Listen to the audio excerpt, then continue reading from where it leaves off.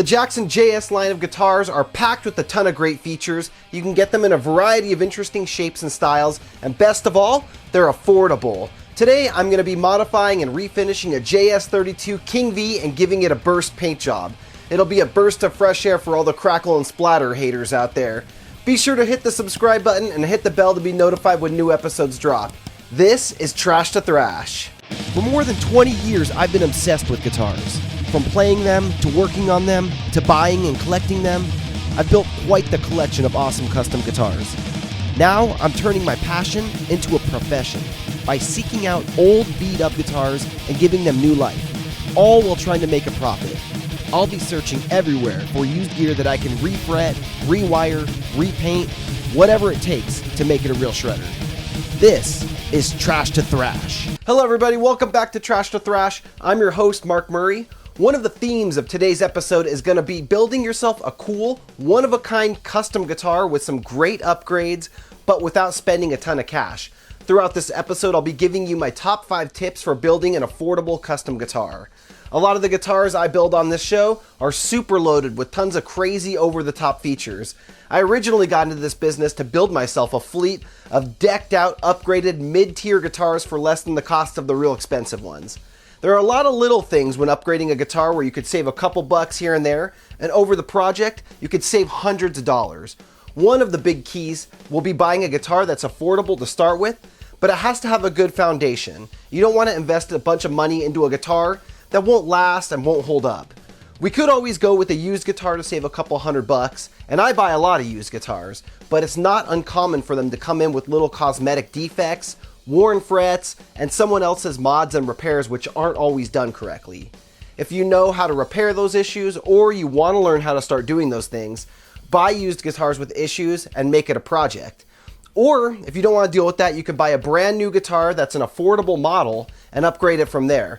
For that, I like the Jackson JS series of guitars, specifically the JS32 line. Today, we're refinishing and upgrading a Jackson JS32 King V for my customer John.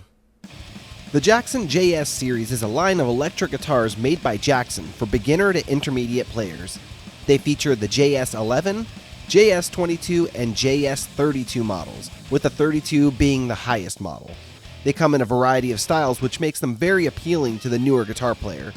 You can get them in many shapes, including the Jackson Dinky, King V, Rhodes, Kelly, Warrior, an archtop model, and even a 7-string. Most of them are under $400 and some are even less than $300. I've played a few of these and I'm always impressed with them when they're set up well. This is the guitar. It's a brand new Jackson JS32T King V. This particular guitar is a string-through body model, meaning the strings pass through the body of the guitar and are inserted through the back of the guitar. This guitar features a poplar body, a one-piece maple neck with a great shreddy profile shape to it, 25.5-inch scale, 12-inch to 16-inch compound radius, 24 jumbo frets with shark fin inlays and dual humbucker pickups. When John reached out to me and told me the specs he wanted for this guitar popped out in my mind immediately. I got this one as part of a trade-in deal a while back, and it's in new condition. This is the perfect opportunity to rebuild this guitar. John came up with a great concept for this build. This is actually John's second GuitarGuts build. The first was his Alien Blood Rhodes on another JS32 Jackson, which can be seen on a Trash to Thrash mini-series from December 2022. John's a huge Trans-Siberian Orchestra fan and wanted a Slayer-type guitar, and he came up with a killer design, the Slay Ryder King V. It starts with a new paint job, a black to crimson red burst with a satin clear coat. Then we're going to reassemble it and upgrade the pickups to a set of EMG 81 and 85 pickups. We'll also be adding a Tessie kill switch with a red LED. To keep this guitar within budget, we'll be keeping the tuners and most of the original hardware. Then we'll set it up in drop D with 1152 Ernie Ball strings. Tip number 1 to build yourself an awesome and affordable custom guitar is to start with the right guitar. Make sure you actually try them out at your local guitar shop. Read all the reviews and watch all the videos you can on this model. Be honest with yourself and get a good foundation. Sometimes what you think you want isn't actually the best choice for you, and you may find a different brand fits your hands or fits your body better than what you originally had your heart set on. Be sure to buy the right hardware color and component configuration that you're looking for. Let's say you want gold hardware, but you found one for $100 less that has black hardware. Well, it seems like it might be a good way to save $100, but you're going to be spending $200 to $300 buying all new gold hardware down the road when you could have just bought one with gold hardware. Filling in cavities can be really time consuming, routing things out not so much, but time is money. So a good rule of thumb is to buy a guitar that's as close to the setup that you already want. Don't try to convert a Floyd Rose guitar to a Tune-o-matic or remove a huge pickguard and fill in cavities unless that's your only option. Or of course, if you want to get in there and start learning how to do all these crazy mods, then go for it. But it's not always the most affordable choice. Let's say you want to build a replica Frankenstrat, for example. If you start with the Squier Strat, you'll end up spending hundreds of dollars on a Floyd Rose and parts, plus all the hours modding the guitar so it'll all fit together. Or you can buy a Charvel for $800 and most of the work is already done. Plus you get the high quality Floyd Rose and tuners that come on a Charvel, an amazing Charvel neck, and a great set of pickups out of the box. Tuners, pickups, and a nice bridge are at least $600 in retail value. So it's a no-brainer to start with an $800 Charvel instead of spending $200 on a Squier, dropping $600 into it, and it still won't be able to compete with the playability and craftsmanship of a Charvel. Now it's time to get this project officially started by disassembling the guitar. One of the great things about starting with a brand new guitar is any parts that you do take off and replace, you can turn around and sell on eBay or Reverb as taken off a brand new guitar. Write in the listing that you bought a brand new one and you immediately swapped some parts out and these were unused parts. Tip number 2 for building an awesome and affordable custom guitar is to sell off some of the extra parts you don't need to help fund the project. You can normally sell a set of Jackson tuners for about $25 and a set of pickups for about the same price, so you can recoup about $50 to add back into the budget for your project guitar. Or, of course, you can throw the parts in your parts drawer, and in the future you're going to have plenty of extra parts now for future projects. If you work on a lot of guitars and you consistently put your parts in a parts drawer like that, you'll come to a point where you can open up your parts drawer and assemble a full guitar just from spare parts. Now it's time to sand the guitar using this palm sander and some standard 600 grit sheets. You could pick up a palm sander for around $25 at Harbor Freight, and you can get these sheets on Amazon for about $10 for 100 of them. That'll be enough to do quite a few guitars. Now this guitar is ready to get painted, so I've loaded it here into the paint booth. There was no modifications or repairs that we needed to do because it was a brand new guitar, so it's ready to rock and roll after getting sanded. The way we're doing this paint job is we'll start with a red, solid paint job over the entire guitar, and I'll do 3 coats about 7 minutes apart. For the headstock, we're going to be painting it black with a red Jackson logo. Here on Trash to Thrash, I love hearing your guys' feedback, so I gathered up some of the comments from YouTube, and now it's time for some trash talk. Over on the GuitarGuts YouTube channel, I conducted a poll this past week asking you all which is your favorite Jackson JS body shape. The choices I gave you were the Kelly, the King V, the Rhodes, and the Warrior. After about 2,500 votes, the Rhodes is the winner with that, 40% of the vote. The King V got 26, the Kelly got 21, and the Warrior came in at 14% of the vote. They're all great guitars. I would know because I built a couple JS32s here on the show, the Kerry King style Rhodes for Henry on episode 45, and the Alien Blood Rhodes for John that I did on the mini-series in December of 2022. Many of you left some interesting comments under the poll talking about the quality of the JS32 guitar series. One of them said, "I've got an upgraded JS32T, such a great guitar for the price, would love to see another Rhodes style done." Another one said, "I have each one of these, all extremely stylish guitars, can't really pick, but if I had to, I'd have to go with the Rhodes." Another person said, "It's so hard to choose, I've been a Jackson fan since the 80s, seriously, they're all good as far as shapes." Another one of them said, "I just got a Jackson JS32 or 30, one of those, and after drilling through the neck plate to reposition the strap lock, it balances way better than my old JS32 Rhodes did. So I like the Kelly. Wish I could get a Kelly Star. They look great." Obviously the Warrior is the superior shape. I've owned just about every model Jackson makes at one point or another. And Mr. Goldbar said, "Honestly, they should have made a Kelly Star," and I agree with that. Over on Jackson's YouTube channel, there's a lot of discussion about the JS32 series, and here's what people had to say over there about these guitars. I just got the Jackson JS11 Dinky a while back, and all I can say is high quality and affordable. Couldn't complain much. It sits nice, and the sound quality out of the high output pickups are insane. The next one down said, just got back from Guitar Center, and I can say that $129 Jackson JS10 played way better than all the $200 and $400 range ones I tried from ESP, Ibanez, and others. Another person said, I must say that the JS32TQ is the finest sub $300 guitar there is. Gotta love that. Next one down, I've had my JS22 Dinky in Snow White since 2015, and it's been my primary axe. I upgraded it with Invaders and Mad Hatter Guitar Products Terminator system so it's more powerful. Such an awesome guitar. You can see people love these things, and most of the people did a little bit of upgrading to make these guitars even better. I'd say start with the pickups on these guitars and consider some nicer tuners. Possibly a Floyd upgrade down the road. For a mid-tier or even a touring guitarist, I think that these JS series guitars would hold up just fine, and at that price, you could afford to pick up 2 of them, have one as a backup or one for an alternate tuning or something like that.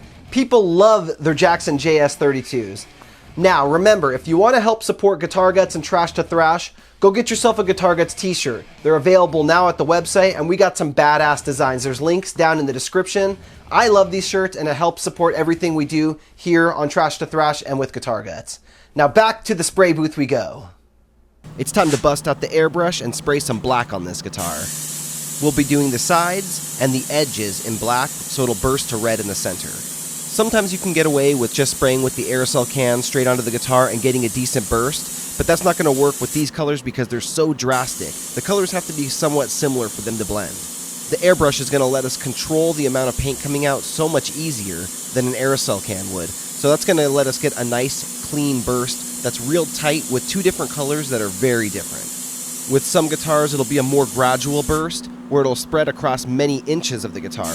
But in this guitar's case, John wanted the burst to be a little bit tighter, so it's only going to probably be about a 1-inch burst, meaning you can measure from pure black to pure red within approximately an inch.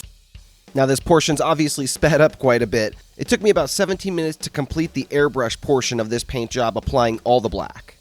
When I quote a guitar for someone, I charge a lot less for a satin or a matte finish compared to a gloss finish, normally around $150 less. The reason is simple: effort. The effort it takes to get a flat mirror-like gloss finish is way more than it takes to get a satin or a matte finish. So tip number 3 for building an awesome, affordable custom guitar is to consider matte and satin finishes to keep your costs down. Learning all the steps to sanding and buffing, it's a lot of research and practice, so if you're newer to building guitars, this could be the way to go for you. After spraying your clear, it takes a solid day of sanding and buffing to get a beautiful showroom-worthy gloss finish. But with matte and satin, after you spray your clear, if you're really good at spraying, you may not have to do any sanding or buffing at all. That's a full day where you can now work on something else. And not only is it a lot more time-consuming to get a beautiful gloss finish, the materials are quite a bit more expensive too. This is the clear that I'm using for this guitar. It's made by KBS Coatings, and it's their clear diamond finish, high performance clear coat in a satin sheen. They say it's tough and durable, it won't color, and it cures extremely hard. It's my favorite stuff I've found in an aerosol can. Now it's time to start wiring the guitar. You know we're throwing a kill switch in this one. I get asked all the time why I like kill switches so much. Well, they're different, they look cool, they allow you to incorporate rhythm into your playing, and they're an affordable way to give your guitar something unique and eye-catching. This episode of Trash to Thrash is sponsored by Tessie Switch. If you want to put a kill switch in your guitar, visit their website and enter GuitarGuts as a coupon code at checkout, and you'll get 15% off your kill switch order. Tip number 4 to build an awesome, affordable custom guitar is low-cost wiring upgrades. For me, the more function a guitar has, the better. So I like all the wiring tricks, like using push-pull pots and toggle switches to give you some more wiring options. You can squeeze a lot of features out of your pickups if you know the secrets of toggle switches and push-pulls, phase inverting, coil splitting, and switchable EMGs. Certain passive pickups have a 4-conductor pickup wire. If that's what you have, then you too can unlock all the secret wiring tricks. If it's a single conductor pickup cable, you might be out of luck, But you can custom order most pickups with the 4-conductor cable for this very reason. If you're using EMGs, you can buy the switchable version of the pickup, like the EMG 81TW, instead of the EMG 81. It only costs about 20 bucks extra for the switchable EMG versus the regular version. Same with the 4-conductor cable. It's about 20 bucks more to order it with this, but you get so much more function out of it. You can get your push-pull switches, selector switches, toggles, and more at tessyswitch.com. Your source for killer guitar accessories and parts to mod your axe. Shout out and thanks to Tessie for sponsoring this episode. For the pickups in this guitar, we kept it simple and in the Slayer and Kerry King theme by using the Kerry King signature EMG 81 and 85 pickups. These pickups pack a punch of pure power. Try to say that 5 times fast. These pickups pack a punch of pure power. These pickups pack a I can't do it. If you're newer to guitar building or just wiring, EMGs are a great choice because they're mostly plug-in systems. You don't have to do much soldering, maybe 1 or 2 solder points. And to do that, you could really use a cheap soldering iron from Amazon for $10 or so to get you by to do those little things that need to be soldered. As I mentioned earlier, buying the right guitar to start your project can be crucial in saving money on the build, especially when it comes to using some of the stock hardware. Knowing where you should spend a little more money or where you can spend a little less money is a big part of the equation, and that comes down to the individual guitar. Some guitars come with nice tuners stock, some come with a good bridge from the factory. So you'll have to do some research on the model of guitar you have to find out if the parts are worthy of keeping. A lot of times in custom builds, it's all the little things that get overlooked in the cost, like all the new screws when you change the hardware color, pickup rings, selector switches and tips, strap locks, and output jack plates. That stuff all adds up. To keep this build within budget, we're going to reuse the tuners and the bridge on this guitar. So we'll go ahead and reinstall the original tuners now. They feel pretty solid, to be honest, for tuners that are for a budget guitar. I don't know how they're going to hold up over time, but right now they feel pretty good. Now we're done with most of the assembly, so it's time to mount the neck. I always like to do as much of the assembly as possible with the neck off the guitar because it's just a lot easier to handle a body or just a neck on the workbench rather than a complete guitar. And one of the last steps is to string it up. We're using Ernie Ball 1152s and it'll be set up in drop D, so this thing is going to be slamming. There's one pretty big final adjustment we're going to need to make. These strings are a lot bigger than the original light gauge strings that came on this guitar, and the nut was not ready for these big strings, so we're going to use a series of nut files to widen the nut slots and make these strings fit down perfectly into the nut. I use a set of StewMac nut files, but if you're on a budget, you can find some cheaper ones on Amazon. Now, are you ready for the reveal? Be sure to hit that subscribe button, hit that like button, and welcome to the show, John Goldman from Weeks of Years.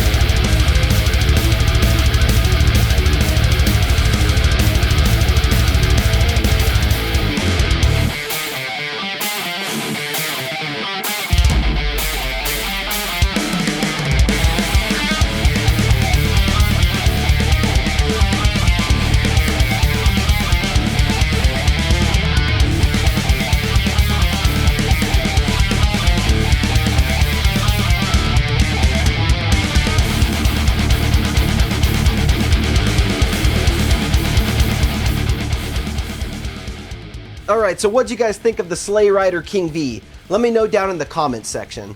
Before we get out of here, let me give you tip number 5 for keeping your custom guitar rebuild affordable. Buy used when you can. This one's a little more for the experienced rebuilder because you need to be able to repair things and test things properly right when you get them, and you might not have the tools or experience for that. But I've saved a ton of money over the years buying used parts for my personal builds and for some of the earlier GuitarGuts rebuilds. If you're constantly watching the used market, you'll come across super awesome guitars, sometimes disassembled and ready to start. You'll find pickups, bridges, tuners, sometimes in new condition for less than half price. It's crazy. So keep your eye out for deals on Craigslist, Facebook Marketplace, and secondhand apps like OfferUp. I want to give a huge shout out and thank you to John for reaching out to me and ordering this guitar. And if you dug what he was jamming, check out his band, Weeks of Years. Link is in the description below. If you're interested in having me build you a custom guitar or rebuilding one of the ones you have there, and you want to send it in to me, send me an email to mark@guitarguts.com. I'll write you up a quote. And remember to go to guitarguts.com to get your GuitarGuts t-shirt. The links for all this stuff is down in the description. Thanks again to Tessie for sponsoring this episode, and thanks so much to you for watching and subscribing. I'll talk to you guys all very soon. Rock on, my friends. On the next episode of Trash to Thrash, we're rebuilding a pair of EVH-inspired guitars for a pair of brothers. They came to me to have me build a tribute guitar for their brother who passed away overseas fighting for our military. We'll be rebuilding a Kramer Striker and an EVH Wolfgang Standard, doing a new method of reverse striping that I've never tried before.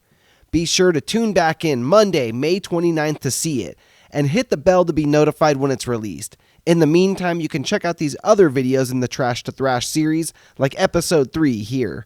Or you can see John's other JS Alien Blood Rhodes build here. Or check out this other Slayer and Kerry King inspired Jackson JS32T Rhodes. Thanks for watching and rock on, my friends.